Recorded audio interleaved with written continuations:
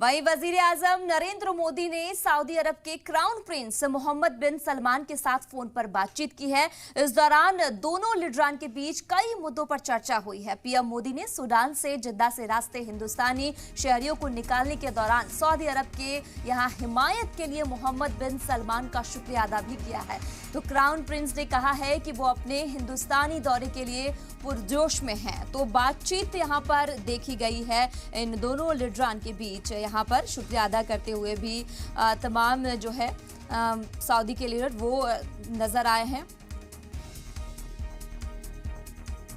तो मोहम्मद बिन सलमान से पीएम नरेंद्र मोदी की बातचीत हुई है। तो तस्वीरों भी में आप देख सकते हैं कि बातचीत के दौरान की ये तस्वीरें आपको दिखा रहे हैं कि वजीर आजम नरेंद्र मोदी ने सऊदी अरब के क्राउन प्रिंस मोहम्मद बिन सलमान के साथ फोन पर बातचीत की है।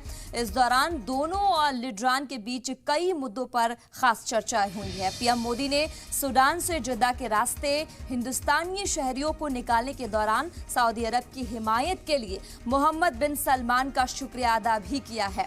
तो क्राउन प्रिंस ने कहा है कि वो अपने हिंदुस्तानी दौरे के लिए भी पुरजोश में हैं। तो कहा जा रहा है कि मोहम्मद बिन सलमान जो है वो जल्द ही हिंदुस्तानी दौरे के लिए पुरजोश की कोशिश करते हुए भी वो नजर आ रहे हैं।